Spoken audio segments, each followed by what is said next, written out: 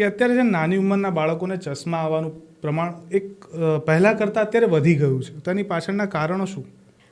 એની પાછળના અસંખ્ય કારણ છે, પણ મને લાગે છે 2 મેઇન કારણ એવું છે.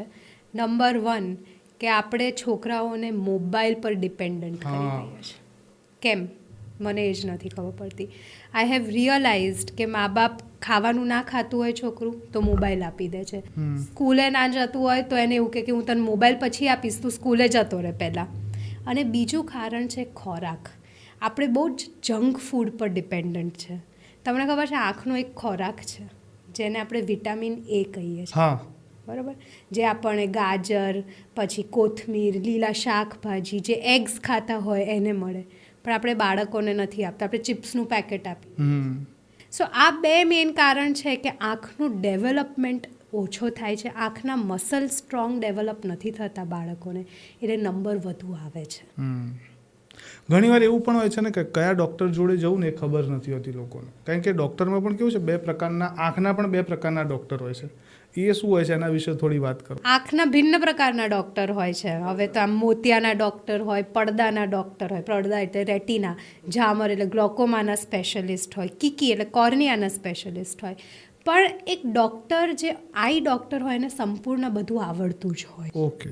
એટલે કંઈ પણ નાનું મોટું કંઈ પણ થાય, તમે કોઈ પણ ડૉક્ટરને બતાવશો, that will do the job, પણ બતાવવું જરૂરી છે. હવે મેમ તમે મોતિયો એક વર્ડ યુઝ કર્યો, આ પ્રોબ્લેમ બહુ આવતો હોય છે અને શિયાળો સ્પેશિયલી આના ઓપરેશન માટે વધારે લોકો આ સમયમાં મોતિયાના ઓપરેશન કરાવતા હોય છે. પણ કોઈક વ્યક્તિને મોતિયો છે ખબર કેવી રીતના પડે? પહેલાં તો હું તમને એમ કહું કે મોતિયો લગભગ બધાને આવે છે. It is an ageing process. ઉંમરના કારણે મોસ્ટલી આવે. જેમ આપણા વાળ સફેદ થાય એમ મોતિયો પણ એક ઉંમરના કારણે આવતો હોય છે. ઓકે, બરાબર. હવે કઈ રીતે ખબર પડે હું તમને કહીશ કે માણસને સામે પ્રકાશ આવે તો લાઇટ ફેલાય, એ નંબર 1. ઓછું દેખાય, પીળું દેખાય, ડલ દેખાય, એ મોતિયાના લક્ષણ છે. દુખાવ થાય કે માથું દુખે કે પાણી આવે એ મોતિયાના લક્ષણ નથી. એટલે this is how you can say કે ભાઈ તમને મોતિયો આવી રહ્યો છે કે નહીં.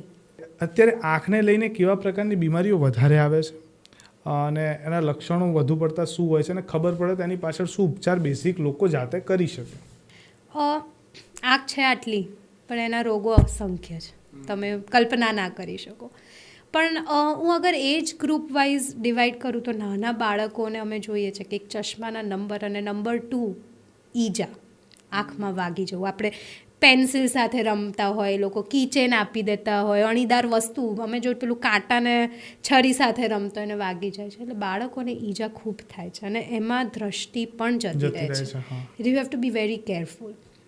અમુક એજ વધે, તમને શરીરમાં કોઈ તકલીફ હોય, જેમ કે ડાયાબિટીસ છે, બીપી છે, તો આપણા આંખનો જે પડદો છે રેટિના, એના પર પણ અસર આવે છે. આપણે એમ છે કે ભાઈ ડાયાબિટીસના કારણે ભાઈ ખાલી કિડની ને હાર્ટ પર તકલીફ પડે છે, આંખના પડદા પર તકલીફ પડે છે, લોહી આવે છે, સોજો આવે છે આંખના પડદા પર, અને એના કારણે આપણું દ્રષ્ટિ ઓછી થઈ જાય છે. અને યાદ રાખવું કે એના કારણે જે ડેમેજ થાય છે એ લગભગ પરમનન્ટ હોય છે. ઘણીવાર લોકો આંખો બહુ ચોડતા હોય છે આ બધા કારણોસર. દુખે નહીં પણ કે આંખમાં ખણ આવે છે, વન કાઇન્ડ ઓફ ઇન્ફેક્શન જ હશે ને? આઈ વુડ સે કે ખણ આવી ઇઝ એલર્જી. અને અમે જોઈએ છે બાળકોને બહુ થતી હોય છે. આપણે હોળીનો આજુબાજુનો સમય હોય એટલે પેલું પોલનની એલર્જી હોય, ડસ્ટની એલર્જી. ઇવન વાળના લીધે થાય? વાળના લીધે તો બહુ થાય. અમે જોયું છે ને આજકાલના છોકરાઓ છોકરીઓમાં આગળ એટલે મારા એક ટાઈમે બહુ લાંબા વાળ હતા ત્યારે મને આંખોમાં તકલીફ રહેતી, મારી બંને આંખો લાલ રહેતી. પછી મને ડૉક્ટરે સજેસ્ટ કર્યું કે વાળ કપાઈ દો. તો વાળમાં આપણે ખબર ડેન્ડ્રફ થતો હોય છે. તમને વાળમાં ડેન્ડ્રફ થશે તો આપણી આંખોના પાપણ પર જરૂરથી ડેન્ડ્રફ થશે. એને અમે બ્લેફરાઇટિસ કહીએ છીએ અમારી ભાષામાં. એટલે બધી જ વસ્તુનો કંઈક ને કંઈક અસર આંખ પર હોતી જ હોય છે. આ વસ્તુનું ધ્યાન રાખવા જેવું છે.